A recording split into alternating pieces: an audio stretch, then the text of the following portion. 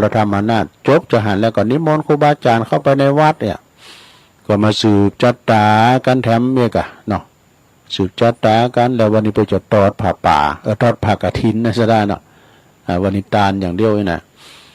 ก็เลยว่าเตือนรายการเปิ้นนะแต่รับชันทานุญาตจากอาจารย์พระครูอภิวัฒนวิกรมตุลุงกฎเจ้าวาธรรมเห็นแม่จันล้นใสเนาะกันเน้อสถานเน้อจะว่าทำก่อนซะนะเดี๋ยวก็มาปั่นป้อนเนาะวันนี้นี่อาจจะปวดสายเจ้าหน่อยนะซะนะเพราะว่ามันมีโต๊ะจอยอ่านรายการต่างๆอย่างว่าข่าวสารงานบุญก็ดีประกาศและจื่อและนามก็ดีนะก็จะตัดโยนเข้ามาอาจจะปวดสายหนักหน่อยเช็คคืนเช็คสายอาจจะมาออกบางกี่โมงนี่นะเนาะจะมาถึงบุญดอยกี่โมงนะปุตโตตังบุญดอยนี่ก็กว้างขวางเนอะซะนะเนี่ยเป็นมีจุดสกายวอล์กเกอร์อันเนี้ยบนพออันมีเมียนตีชมวิวปนแปลงพี่แล้วมีนะพี่นี่ปนแปลงตีชมวิวถ่ายรูปกันเนาะเอาละเนอตัวลุงจะติดทำยองกันเนอะฟังไปรับไปในหลวงเนอนะโม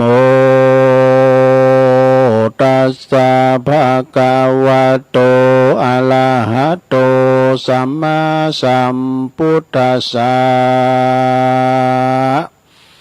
เอวะเมสุตังเอกังสัมมายังภะคะวะสวัสดิยังวิหารติเจตวันเนอนัตตาปินติกัสสะอาลาเมอัตถโคสาวัตติยังวาสิโนมนุสาสักกะตัมมิโนโหตุสาทโวดุลาสัพพุลิสะทั้งหลาย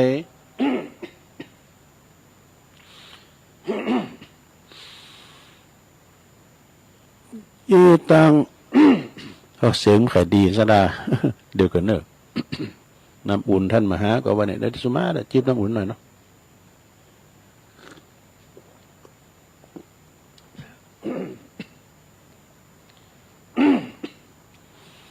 ขอเสียงแหบตัวนี้ เอาใหม่ตั้งเก้าใหม่ไม่ได้ลาฐานามได้ก็ฮะเพราะนานอ้ายมาลาฐานาธรรมกันโลนิปานังเยนากะลังลัมมังเยนากะใสยังปันดิโตตังโนมากังอุติสิตุงธรรมามุตตมังปัจจังอาลาฐานังกะโลมาเอาทำไมลูกเนาะตั้งรักทำไมนะโมตัสสะภะคะวะโตอะระหะโตสัมมาสัมพุทธัสสะเอวะเมสุตังเอกังสัมมายังภะคะวะสาวัตติยังวิหารติเจตวันเนอนัตตาปินติกัสสะอาลาเมอันตะโคสาวัตติยังวาสิโนมนุสาสัตตะกามิโนโหนตุสาทาวโวดุลาสัพพุลิสะทั้งหลายอิตังสุตังอันว่าสูตรอันนี้จิวานิปันนสูตรอันตันมหาอนันตเถรเจ้าได้สดับรับฟังมาจากมุขตวาลาจากข้าอุบแก้วโตนผ่านแผ่วสัพพัญญูท่านก็ได้นำมาสำแดง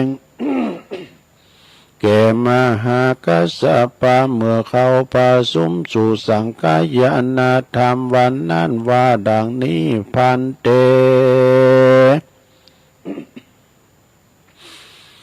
กาแก่มหากัสสปะเต็นเจ้าอันว่าพระปิ่นเก่าโพธิญาณเมื่อยังทรมานอยู่ในป่าเจตวัน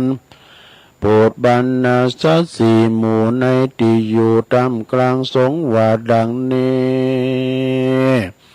สีลังนามากาตาปังสีลังนามาลาขีตังเมตตากรุณามุติตาอุเปกขันนามากาตัมปันติภิกขเวตุลาภิกขุตั้งหลายปุญญังนามาจืออันว่าบุญตั้งหลายปันติเตนะอันภูมิพยาเปิงอาหักษาเปิงกาตามแต่แลสีลังนามาจืออันว่าสินนี้ภูมิพยาเปิงรักษาเฮมันกุงเตแลอันว่าเมตตากรุณามุติตาอุเปกขาภูมิพยาเพิ่งจำเริญภาวนาแต่แลภิกขเวดุลาภิกขุตั้งหลายเหตุดังลือและพระตถากตาหือกล่าวว่าหือตานและรักษาศีลและภาวนาอันจา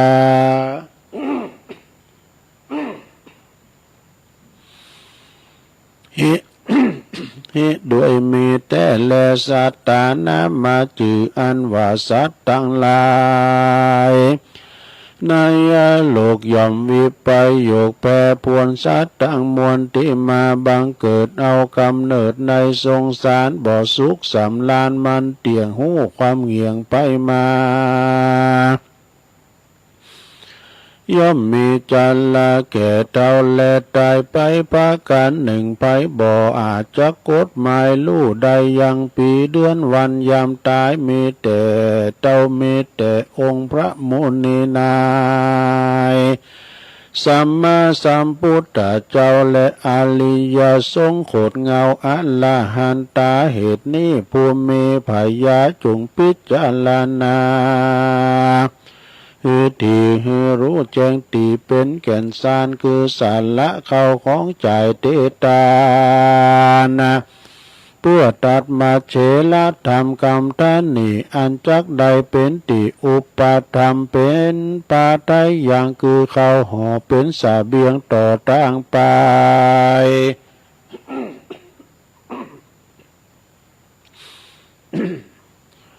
คงควายหาปัจจัยตั้งสี่หือเมนตีกองธรรมอย่าโลภอำนำมาจุกอย่าฆ่าสัตว์ตัดชีวิตง่ายเมื่อตุนตานตกแต่งหือดีงามปราณีตามจารีตกองธรรมนั่นเตอภาการหนึ่งเพื่อเอาแก้วตังสามเป็นตีเปิงจำเริญตำบทลำเปิงนั้นว่าพุทโธเมนาโธ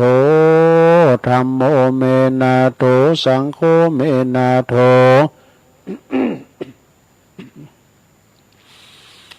ดังนี้ไปใจเตอภิกขเวดุลาภิกขุทั้งหลายปุกกะลาผู้ใดมีศีลห้าศีลแปดศีลสิบรักษาภาวนาไปใจก็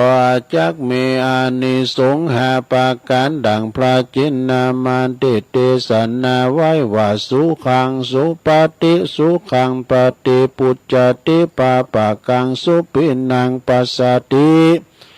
มนุสานังปิโยโหติอมนุสานังปิโยโหติเทวตาลกันตินัสสะอากิวาวิสังวัตตุวาตุวุธังจิตังสัมมาติยาติมุขวันโนวิปัสสิตาติอาสัมมุลลาเหกาลังกัลโลติอัตตกตา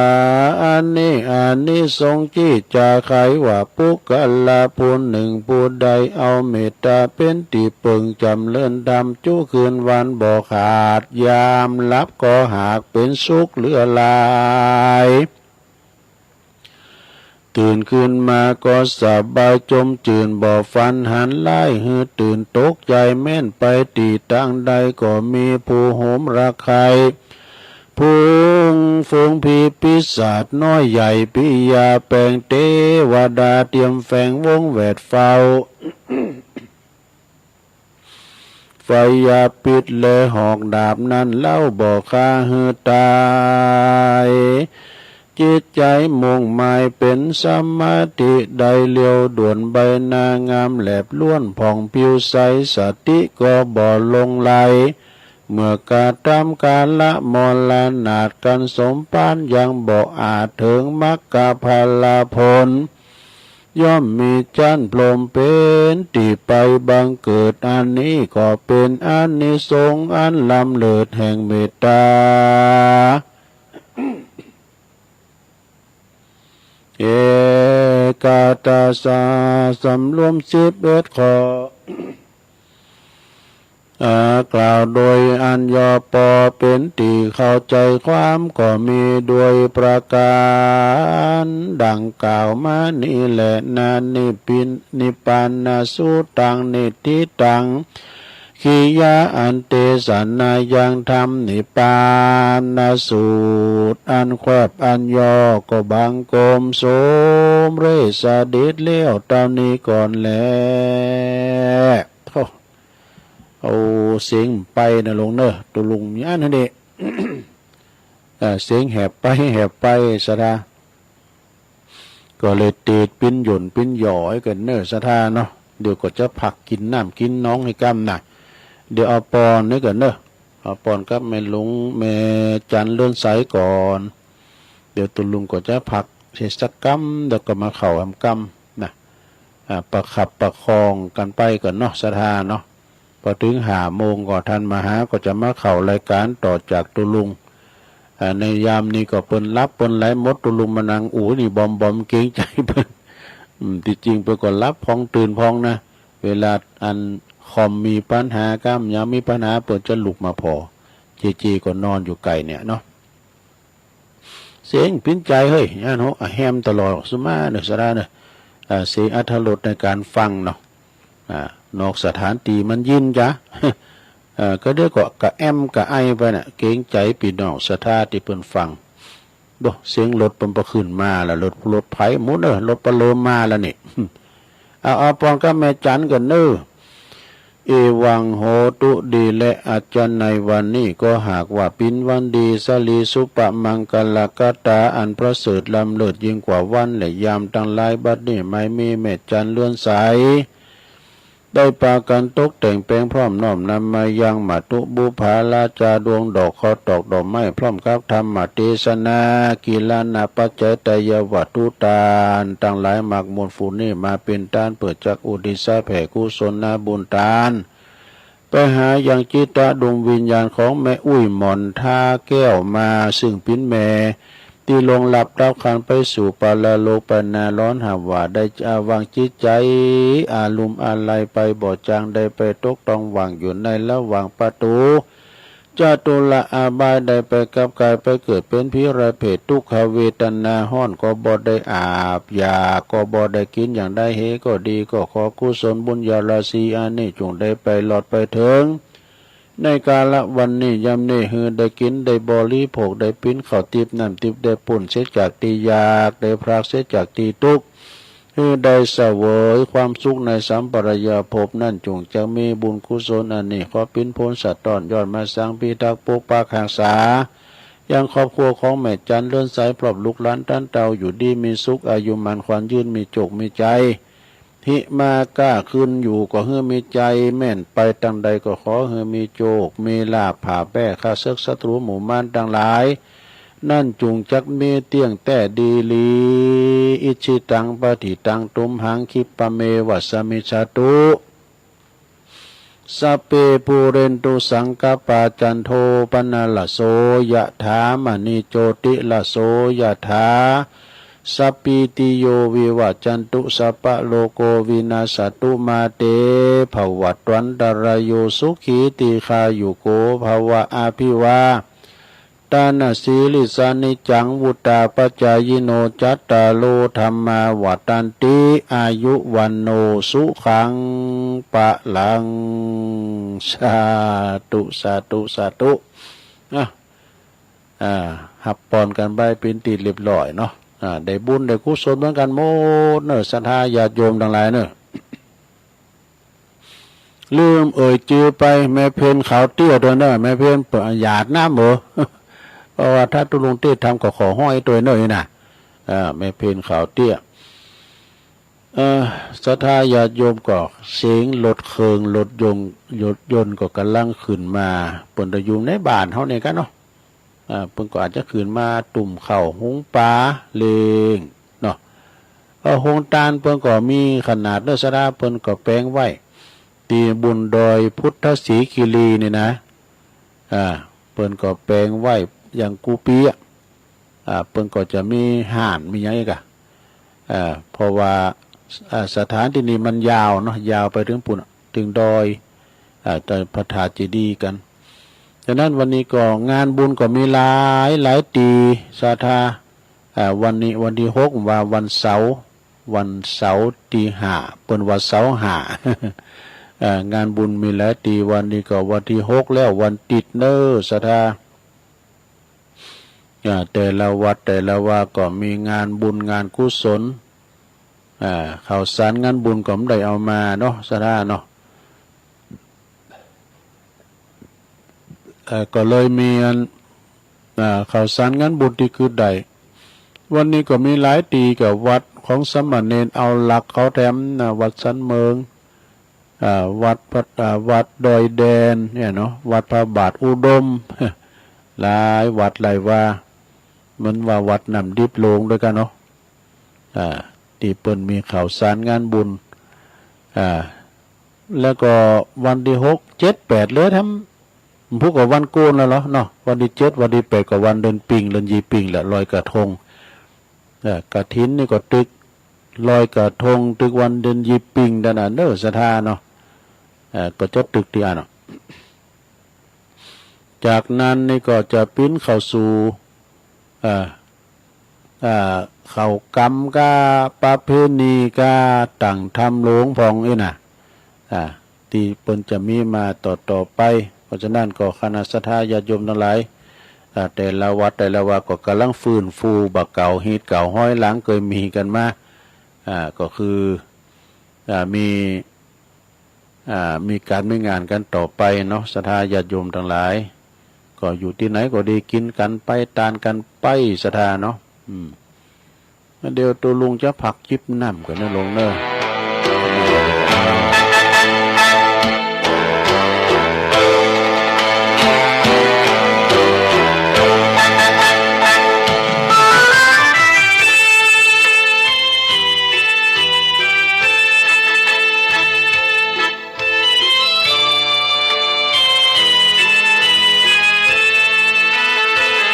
แสงเทียนเรืองรองสาดส่ององค์พระประธานในโบสถ์วิหารชาวพุทธกราบกรานบูชาตั้งจิตกุศลสวดมนต์แผ่จิตเมตตาฟังเทศนาทำให้ธรรมะส่องใจแสงธรรมอำไพส่งใจให้เกิดปัญญามองเห็นปัญหาว่ามาจากเหตุอันใดดับเหตุต่างๆปัญหาทุกอย่างหมดไปดวงจิตแจ่มใสกิเลสน้อยใหญ่เบาบางนาทีปัญญาสมาอาภาแสงแห่งปัญญาแจ่มจ้าพาใจสว่างภายนอกภายในปัญญาเห็นได้กระจ่างสัมมาปัญญาเสริมสร้างตามทางพระศาสดาแสงเทียนเรืองรองสาดส่องมืดหมอกหายไปแสงธรรมส่องใจขับไล่กิเลสนาจิตใจผุดผ่องเมื่อมีแสงธรรมส่องมาหมดอวิชชากิเลสตัณหาหมดไป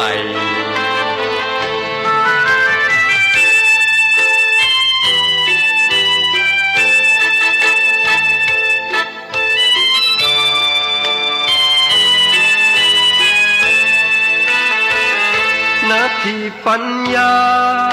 สมาอาภาแสงแห่งปัญญาแจ่มจ้าพาใจสว่างภายนอกภายในปัญญาเห็นได้กระจ่างสัมมาปัญญาเสริมสร้างตามทางพระศาสดาแสงเทียนเรืองรองสาดส่องมืดหมอกหายไปแสงธรรมส่องใจขับไล่กิเลสนาจิตใจผุดผ่องเมื่อมีแสงธรรมส่องมาหมดอาวิชชากิเลสตัณหาหมดไป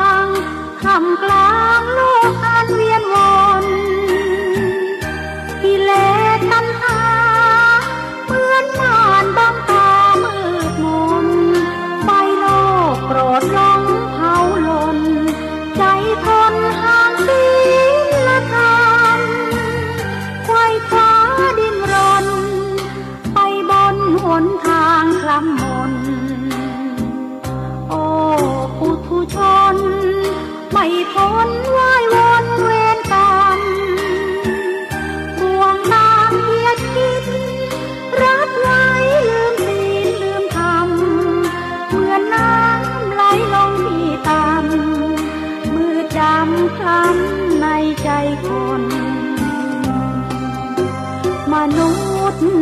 แปลว่าผู้มีใจสูงเหมือนดังยุงมีดีอยู่ที่แววคนถ้าใจต่ำเป็นได้ก็แต่เพียงคนไม่อาจหลุดพ้นวังวนลุ่มลมโลกีมาสิเชิญมาทางนี้หนทางมนุษย์ที่บริสุทธิ์ห่างความมองมัวชีวิตห่างโลกเวียนวนของคนลุ่มหลงโลกีพระพุทธองค์ทรงชี้วิธีพระธรรมนำทาง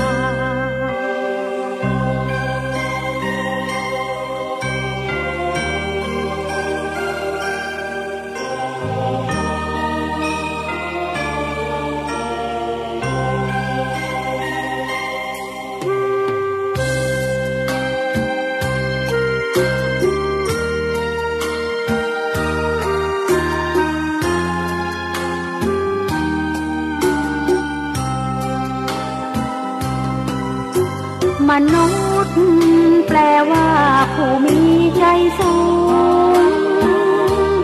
เหมือนดังยุงมีดีอยู่ที่แววคนถ้าใจต่ำเป็นได้ก็แต่เพียงคนไม่อาจหลุดพ้นวังวนลุ่มลมโล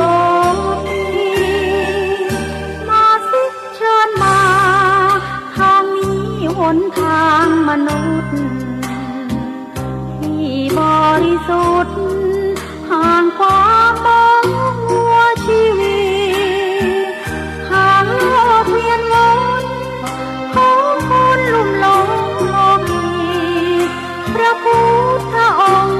ชี้วิธีพระธรรมนำทาง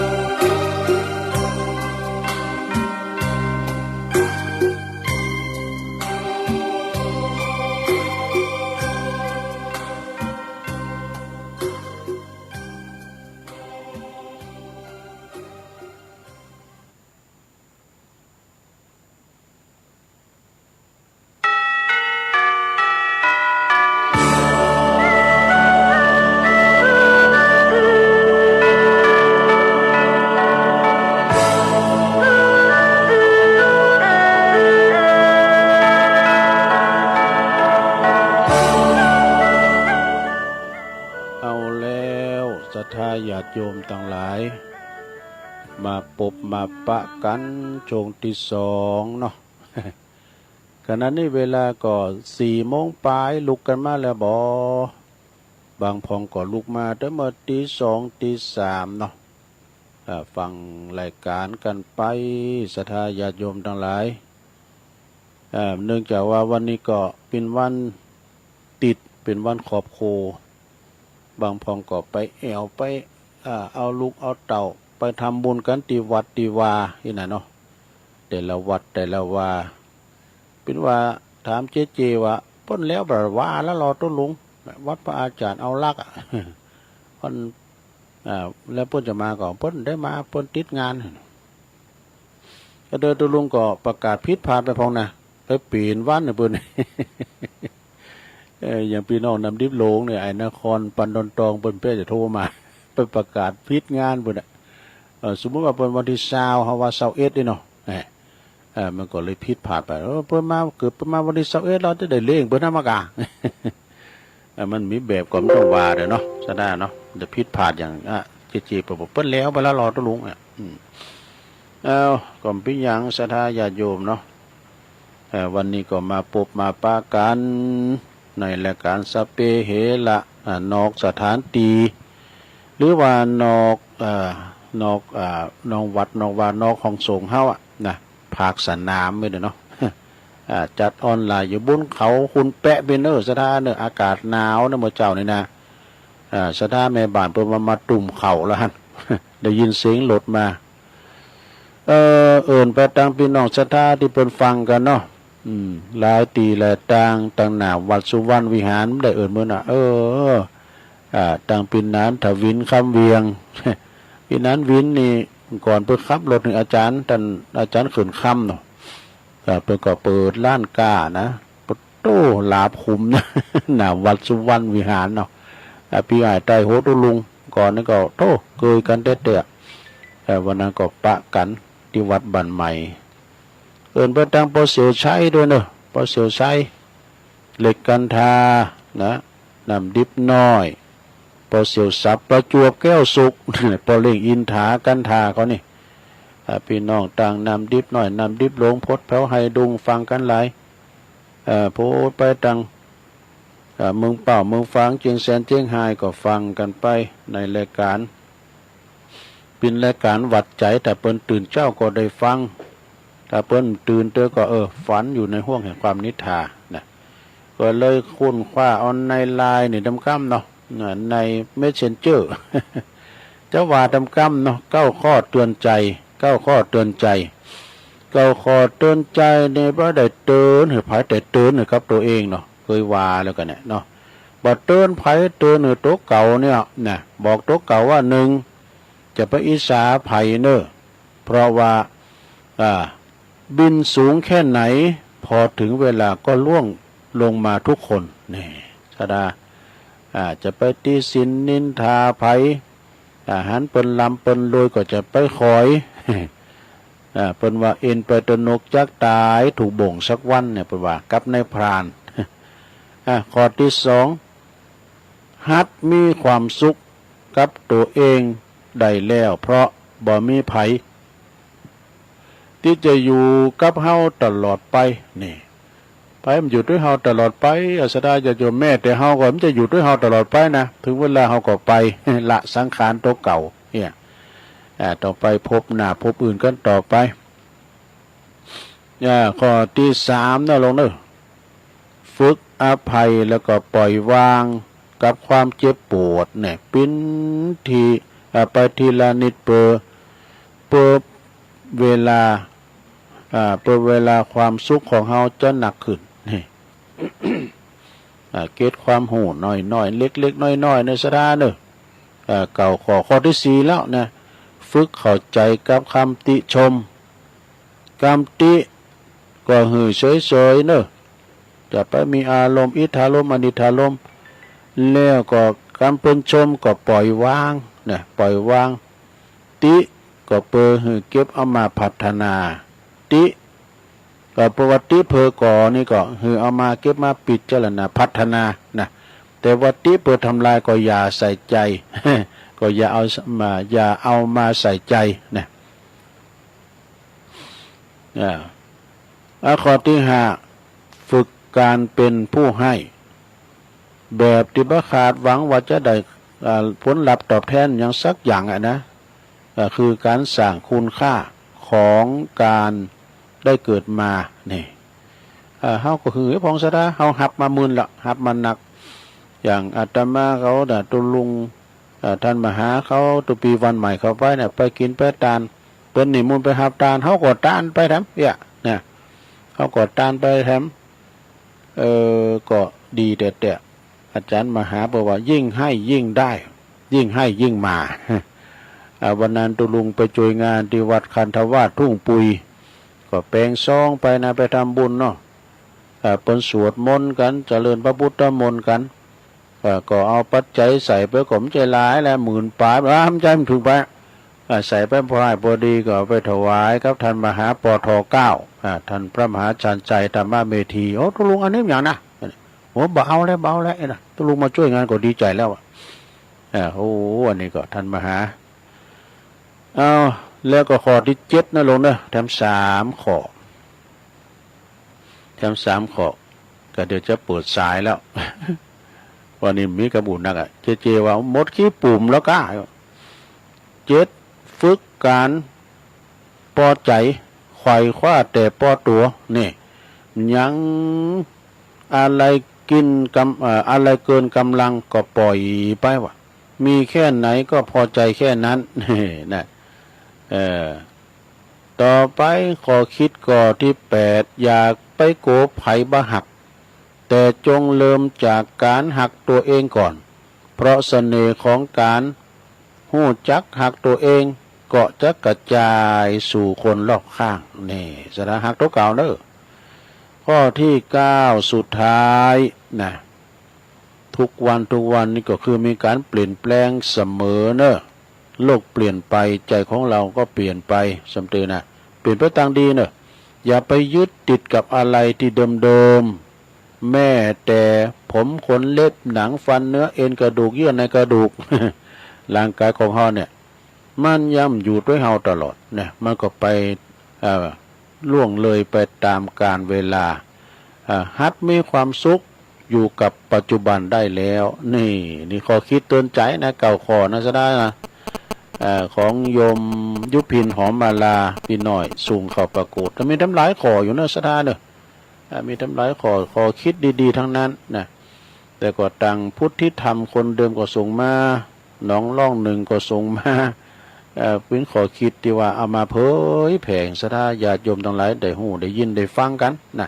ที่จริงนี่เปิ้นมีมือถือก็เปิ้นมีกดไลค์กดเล่ากดไลค์กดอันนี้นะก็เปิ้นถึงอ่านได้หมดแต่ว่าตุลุงก็เอามาอ่านให้ปล่อยเมที่เปิ้นมีลายนี่เนาะ เนี่ยมาฟังกันไปเนอะศรัทธาญาติโยมทั้งหลายมีธรรมบทหนึ่งนี่ศรัทธาญาติโยมนะการกินการต้านทานนะปาละมีศีละปาละมีภาวนาปาละมีเนาะได้กินได้ทานแต่ว่าวันซื่อนะขอบคุณเด้อพ่อครู พ่อครูโอนเปิ้นโทรศัพท์มาพ่อครูก็ขอเป็นกำลังใจหลังไม้เนอะตู้เนอ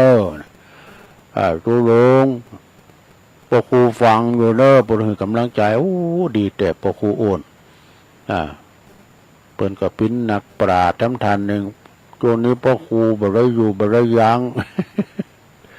วันนี้ก็จะไปพะเยาพุ่นน่ะเอางานกฐินส่งกำลังใจไปด้วยเนอะพอครูไปไหนก็เดินทางเขี่ยวขาดปลอดภัยปีนาน74ตัวเนอะนะปีนาน74ก็โตนักปราชญ์ทำทานหนึ่งเนาะศรัทธาปีนาน74นี่แต่งก้อนแต่งหยังได้ดีศรัทธาเริ่มใส่ได้แต่เพิ่นแต่งให้ตุลุงนี่เก็บไว้อยู่ตั้งปีนาน74แต่ว่านี่เปิ้นไปตานกันปุ่นก้าหมูเปิ่งกันเนาะบ้านปอบุญธรรมวัดปอบุญธรรมครับพุ่นนะท่านอาจารย์ท่านพระมหาวิษณุจารุธรรมโมตั้งสายบุญแต่ละตีอันนี้ทำกรรมนะโยมเนาะเนียมกรรมนึงที่การขาดเวลาเดี๋ยวจะดีว่ากับมันว่าแล้วกรรมนะวันนอกหลังไม้ก็ฮะวันในคืนนะหรือว่าไปว่าในนี้ที่คันธวาสทุ่งปุยกะ หญิงคนหนึ่งเสียชีวิตกระทันหันนี่วาลกรรมกันเอาฟังต่อได้เนาะเสริมเพิ่มปัญญามีหญิงคนหนึ่งนะศรัทธาญาติโยมทั้งหลายเปิ้นลุ่มตายโดยกระทันหันเนาะโรคลมปัจจุบันทันด่วนไปป้าใส่ใจโยมพิบาลกะไปขอร้องใจโยมพิบาลว่าโอ้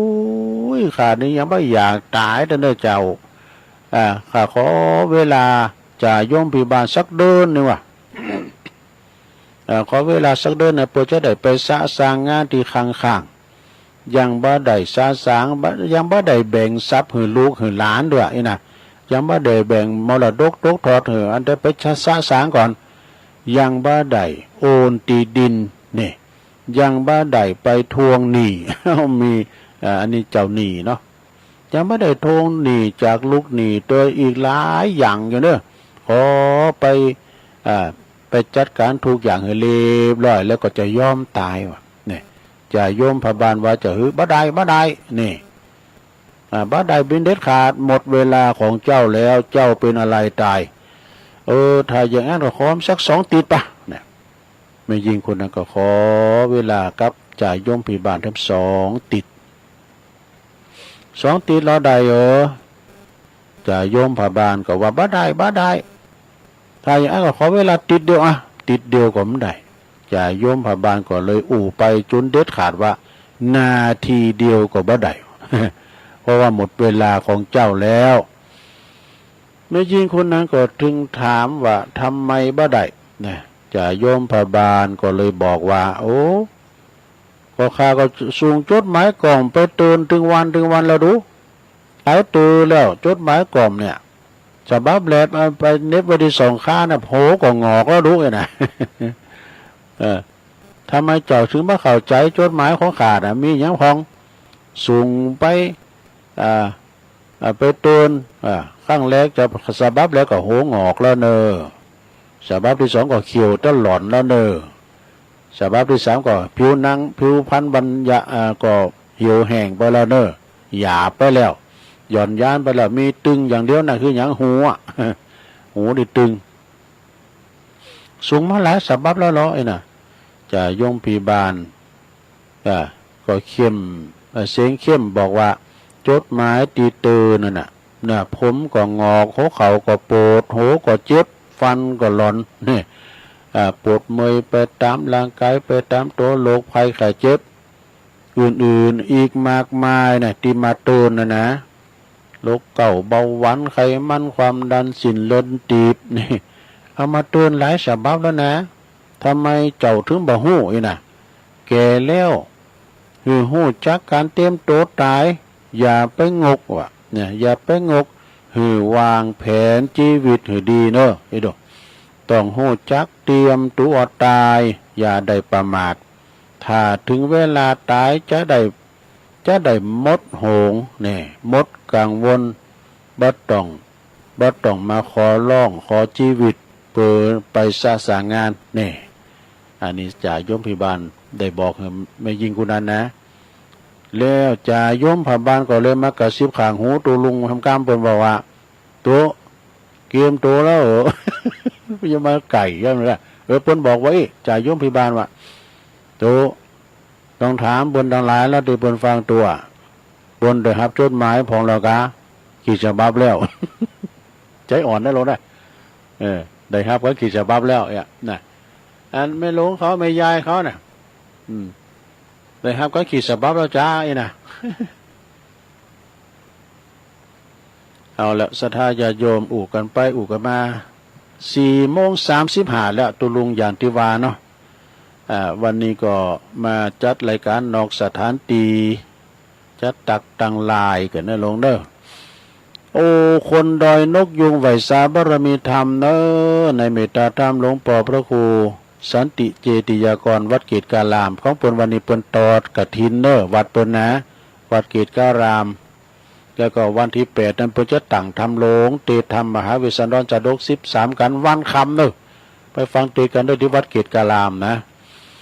แล้วก็แม่จันเลื่อนใสคุณแปะหนาวก็หนาวนะแม่เด้อบึดใส่เสื้ออุ่นมาให้บึดขวายมา ล่ามามันก็จะตะวันออกก็จะยังแขวนเนาะออกไปด้านนอกลมหิวแม่ยายจัน เลื่อนใสจากเวียงตาการเนอเจ้าภาพกันติดแม่ทอนจากใช้ปราการเนอบุญดอยหนาวนะแม่เนอ เดินมาพอจะถามว่าหนาวก่อยนะโอ้แล้วแต่ตุปีสุดทัดเนออันนี้ดอยนางเลเนาะนางเลก็คือปุ่นบ้านลำปางนะ ตุปีสุดทัดนี่เปิ้นก็เป็นคุ้นตังตุนพึ่งเงี้ยตุนพึ่งอันป่าบุกกันเนี่ยเปิ้นไปปิ้นตุโลงอยู่ปุ่นนางเลี้ยวลำปางปิ้นพี่น้องเดียวกันนะใช่ไหมเป็นคุ้นยองเหมือนกันผู้เวียงนะฮะปอเสียวแดงเด้อปอเสียวแดงจากเวียงผู้เวียงจันทร์ เหล่ายาวไต่นะแต่ว่าพี่น้องเหล่ายาวก็มาลายเนอะมาตอดกฐินที่วัดน้องเหงนะ แม่นงรักพิษทองจาเขาเจพาเขาหลายอยู่เนอะปะโลงก็มาแล้วก็มีแม่ครูเพลินพิษทิพลึกเนอะจากบ้านแป้นนะก็ฟังอยู่ชัดเจนดีเจ้านะโยมการหาสีเพชรจากเจียงใหม่เนอะอันนี้ก็กลับไว้สาเจ้าตุลุงฟังอยู่เนี่ยแล้วก็พี่น้องจังโบกก้างสันกำแพงตัวนะโบกก้างศิลนี่ปุตโตดนตรีปืนเมืองประยุกต์ปันดังคุณแม่กันดาศรีเนตรนะก็สาธุฟังอยู่ตำบลนี่หนาวนะแม่เนอะหนาวโอ้มว่าก็ป้าน้องเบียวไม่ได้อู่กันดิน้องเบียวถ้าฟังอยู่กันเนาะตัวลุงมาน้องเบียวก็จะขึ้นรถพอดี เพราะว่าเป็นนัดรถ นัดรถมาแล้วนะคุณแม่กันดาก็ไปสูงปิกไปก่อนเนาะเดียวเอามาเป็นโคศกด้วยกันในการน้องเบียวเอาไว้งานหน้าเนาะเพราะว่าวันที่1จะมาที่วัดสายมูลอยู่หรอปากการไก่สายมูลนะตุลุงก็ไปคุณแม่เดือนเพ็ญทิมวางฟังอยู่เจ้าอันนี้ก็อยู่น้องหานนำบ่อลงว่าเพิ่นก็มาเนอะแม่แดงอัมพรเต้นดอกไม้จากจอมตองฟังอยู่เนอบุญมาเนอะแม่แดงเนอะแม่อัมพรไปอยู่จอมตองหน่อยหรอโยมผ่องสีแก้วฟั่นจากสันกำแพงแม่ครูทองคำที่วงคำจากเสาหินสีโบบานฟังชัดเจนดีเสาหินเจ้าแม่นีตัวเนอนิกรชายน้อยนี่อันนี้ก็น้องล่องหนึ่งนะฟังตลอดนะ60ผู้ใหญ่สกายชมรมสกาย87ด้วยเนาะแล้วก็ยายน้อมโดยแม่น้องโดยแล้วก็ดอยน้อยพัฒนาจากน้องหานสันทรายจบสรายโยมนะเปิ่นตักมาตั้งลายตอนนี้ไปตุลุงจะเปิดสายนะโยมเด้อแต่ไม่มีหนังสือจดนะเพราะว่าในโต๊ะนี่มันมีกระดาษ A4 อย่างที่ได้จด ยงยุทธมณีวันเข้ามาเดี๋ยวนี้นมัสการครับพระอาจารย์นี่ต่อไปพระจะโทรขึ้นดอยคุณแป๊ะพอมันจะติดใจนะโทรมาที่เบอร์08995565506ก็โทรกันเข้ามาคือกำลังใจเช็คผลการหับฟังเนาะเช็คคืนเช็คสายแล้วเดี๋ยวต่อจากตุลุงนี่ท่านมาหาพวกก็จะมาเข้ เข้ารายการกันต่อไปเนาะไปถึง7 โมงก็จะได้ถ่ายทอดเสียงให้ศรัทธาได้ฟังกันตั้งบ้านตั้งจองเนาะก็เดี๋ยวหมู่คุณตั้งหลายเพิ่นจะมากันอันหนักกันหลายเน้อศรัทธาเน้อเจริญปอนเอาไว้สาเจ้าติดแล้วพี่น้องเจ้า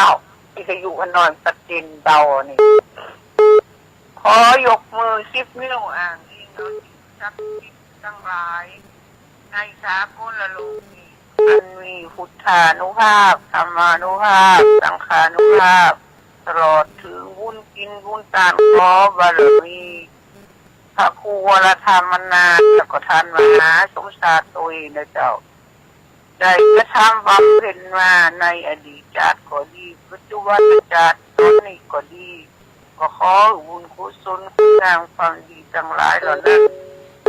ได้มาเป็นพระผลสะท้อนยอดหาวิธามรักษาการทั้งสองมีความสุขความเจริญนึกคิดนึกสร้างนึกเป็นงานใดขอสำเร็จเร็วฟันกูอย่างกูเจอสาธุสาธุอายุวันโนสุขังพลังเจ้าสุขภาพแข็งแรงเจ้าไว้สาธุ นี่เป็นมาปานป้อนพระครูวรธรรมนาถแล้วก็ท่านมหาสมศาสตร์เพราะว่าเนี่ยพระโตท่านพระครูเพิ่นก็จัดวันเกิดเนาะท่านมหาก็วันเกิดโดยสุขภาพแข็งแรงเด้อเจริญปอนนมัสการค่ะตัวลุงได้พัฒนาหนองหานสันทรายค่ะน้อยพัฒนาเนาะอากาศข้างบนเย็นไหมคะโอ้อากาศหนาวเนอะเพราะว่าลมมันหิ้วลมแปลว่าอะไรคะลมหิ้วไม่น้อยว่าลมโชยว่ะลมโชยจดหมายที่ตัวลุงว่าได้รับหมดทุกฉบับแล้วค่ะนั่นนะแต่ไม่คิดจดหมายเตือนตัวเก่านะเตือนตัวเองนะเป็นรับแล้วดูแลรักษาสุขภาพด้วยนะคะตัวลุงขอบคุณเนอะเจ้าสาธุสาธุนมัสการค่ะแฮมพูกันจะเปิดเพลงสาวบ้านแต้จดหมายไป2 ฉบับเจริญปอนธรรมสามลุงโอ้ปบุญมีหายตาเป็นเดือนหรอปบุญมีบึ้ดมาด้วยแล้วเมืองกลางมาแล้วห้องหนาวเย็นเนาะอากาศมันลุมโชยลุมหิวเลยตำบุญนี่นะปิดตูมบ่ได้ยังพอหน่อยอุ่นตุ้มผ้านะเดี๋ยวน่ะตุ้มผ้าน่ะครับ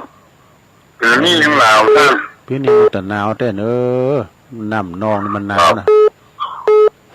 ถ้าเย็นเนี่ยนะเป็นกำลังใจคุณลุงขอบคุณปบุญมีเนอะคนโทรมานะภาษา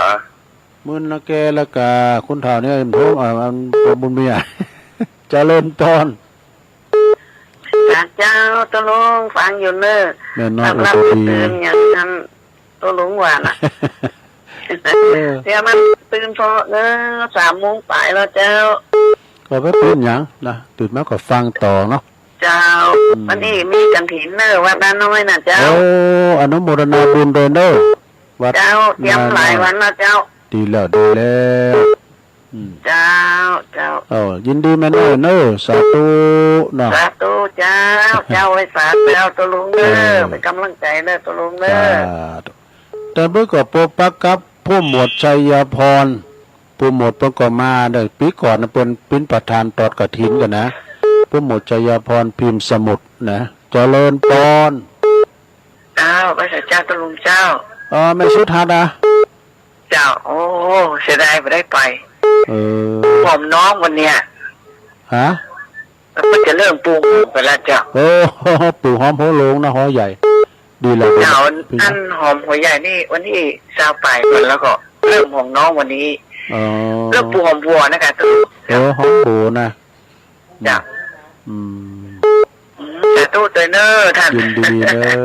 เนอวันได้ไปอนุโมทนาบุญด้วยก็เติงหาถ้าเมื่อก่อนซอยที่เอาไปเมื่อวานนะเนาะนั่นกะวันที่เปิ้นสร้างข้าเจ้าไปเตืองเนาะนั่นกะเดือนนี้ก็หนาวอยู่ยินดีเนอะเจวานผู้หมวดบ่ได้มาเป็นโฆษกภาคสนามที่ไหนให้แข่งกะ แข่งเฮ้อดอยน้อยวันนี้ครับเด้อ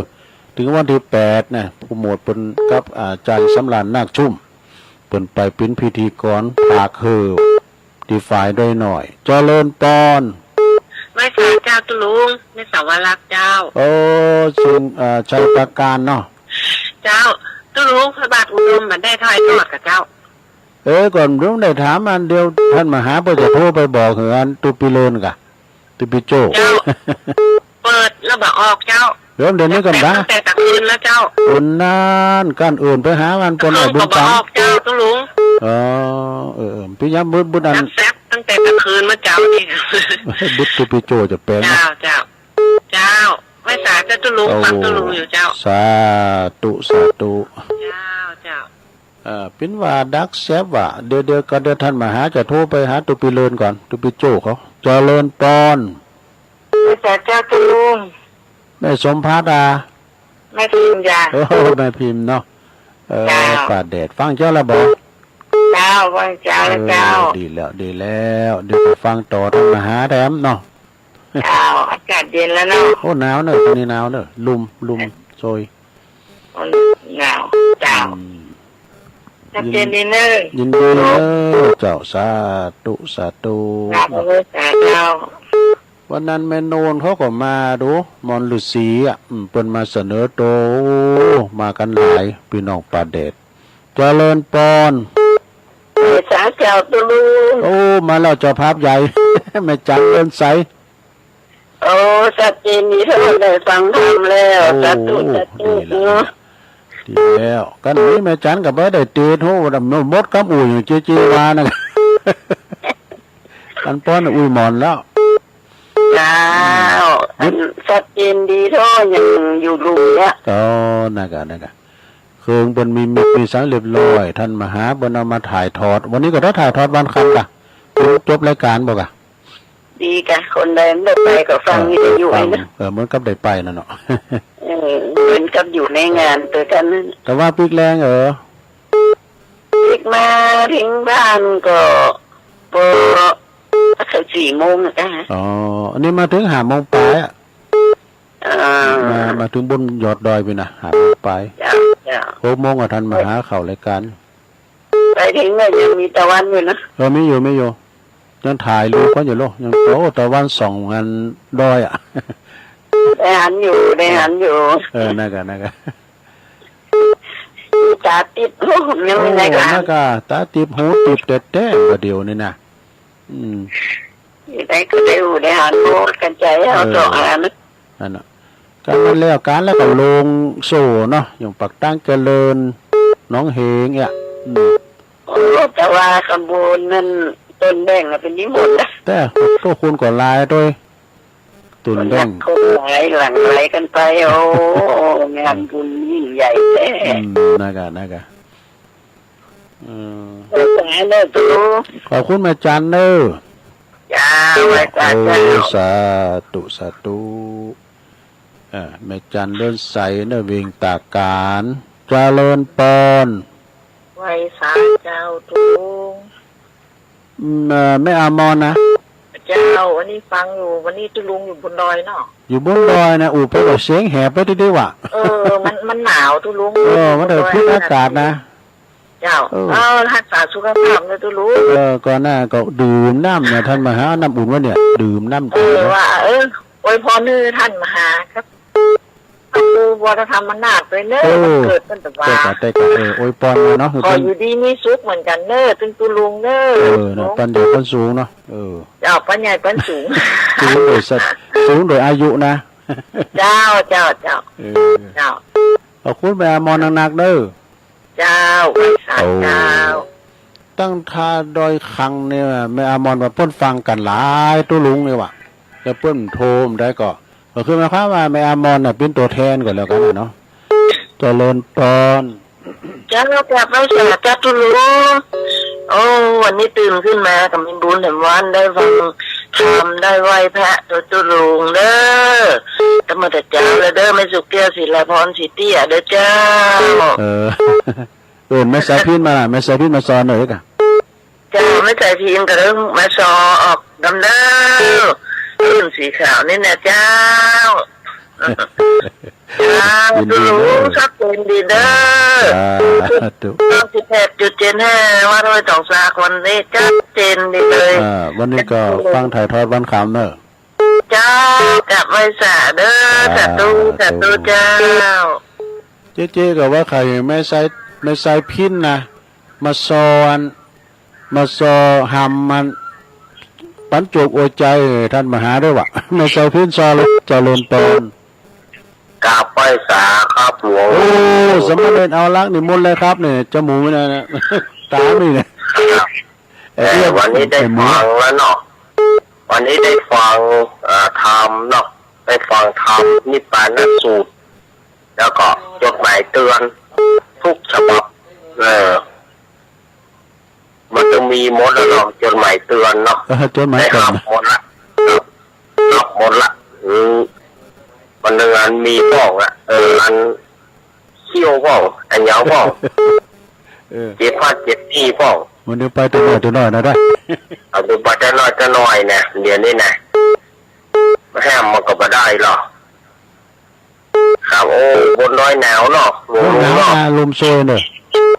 เอาพูดถึงหนาวตลอดเวลาอยู่ละ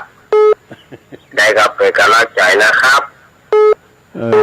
ครับผมกำลังใจมากๆนะครับ ครับ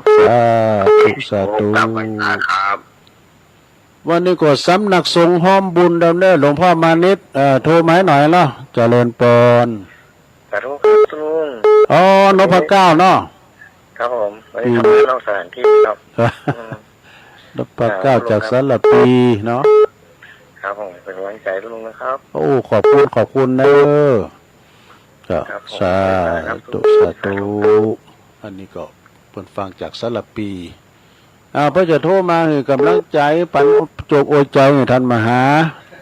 สมศาสตร์แล้วก็ท่านพระครูวรธรรมนาถวันเกิดว่าแฮปปี้เบิร์ธเดย์นะเจริญปอนกับนมัสการตุลุงผมปราณอำเภอสาโจนาฟังเนอร์สักเกตครับผมโอ้บนนั้นนานนะครับ ผมโอ้หนาวหนาวปีนี้หนาว ครับเพื่อเวสาเนาะครับโอ้ยฝนสัมปูฝนนาดอยู่ที่สุขมีจุดเป็นแบบที่ความสุขเลิศท่านมหาตัวท่านมหาสมศักดิ์ครับมหาสมชาตินะโอ้มีทุกเราอยู่มันเจ้าเด้อเจ้าเป็นยิ้มอยู่นี่เจ้าเป็นยิ้มอยู่นี่นะท่านมหาเจริญปอนสาธุลงนาม แม่อุ้ยอินก็พระวัฒนาคุณเสนอไปคุณแปะก็สาธุดีว้าววันนี้ก็ฟังกันถ่ายทอดกันวันคำได้ไหมเด้อจ้าสาธุเพราะวันนี้กันมีท่านมหาก็ไม่ได้ออกรายการออกอากาศได้แล้วก็กันเจสมาเนื้อเบกกันหมดหลอดไฟมันมากับแต่เจเอาหลอดไฟมาตัวเจริญปนไว้แต่เจ้าตุลุงไม่เพียนนะเอาไว้หน่อยแสงไฟสว่างตาจะธรรมะสว่างใจสว่างตาและแสงไฟสว่างใจและแสงธรรมเจ้าชัดเจนแล้วตุลุงเด้อโอ้ขอบคุณเลยเป็นทางปลอดภัยกุดเกลือนตนก็องค์เด้อโอ้ขอบคุณเพียนเด้อเจ้าไว้จ่าเจ้าสาธุเอาทำสายเนี่ยสถานเนาะทำสายท่านมหาเป็นมารอถ่าละเจริญปอนไอ้สายเจ้าตุลุงโอ้แม่ไข่แก้ววงคำคุณโยมเหมือนกันยองเหมือนกันเจ้าฟังอย่างนี้เขาอวยพรทำบุญวันเกิดจ้าวันเกิดท่านมหาสมชาติครับพระครูวรธรรมนาถพระครูวรธรรมนาถเนี่ยขออยู่ดีมีสุขขอสิ่งศักดิ์สิทธิ์ปกปักรักษาท่านมหาด้วยเจ้าท่านมหาด้วยคือทำสิ่งใดก็ขอมันถึงความมุ่งมั่นปรารถนาขอมันสำเร็จตุลงไปโดยดีเนออายุวันโนสุขังพลังเจ้าฟังเลยโอ้ดีต่อท่านมหายิ้มมาแล้วเจ้าไปตั้งไม่ลงท่าแต่ทุกคำปฏิเสธแล้วก็ไม่ใช่ที่การระวังก็สั่งอย่างนี้จ้ะไม่ลงท่าก็โทรมาล้อมว่าจ้ะพวกก็โทรมาหนาไม้กันนะอ๋อเน็ตเหมือนกันเลยฟังอยู่เนอะ อาจารย์ทุกคำมาอุ้ยจะฟังทุกเจ้าในมันหนูมาช่วยทุกเจ้าแบบเดียว ฟังกันป้านะกะ จะฟังกระลุงนะนี่ว่ะ แล้วก็ท่านมหาต่อเนี่ย สาธุเจ้าสำหรับสุดท้ายเลยย้ำแดดจะนะ โอ้โหมันได้งานเลยแหละแต่ว่าสุดท้ายยินดีนะไม่ใช่แก้วเนอะ เจ้า โอ้สาธุสาธุอ่ะทำสายในสุดท้ายเนอะสายสุดท้ายเดี๋ยวฟังท่านมหาต่อเจริญปอน โอ้ท่านเจ้าขอกราบแต่ใจเลยนะในเมตตาเท่านะครับ เอาปนนั้นเอาแล้วเต็มตีปนนั้น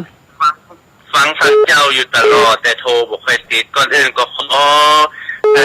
มุทิตาสักการะในวันคล้ายเจริญในยุควัฒนาคุณท่านเจ้า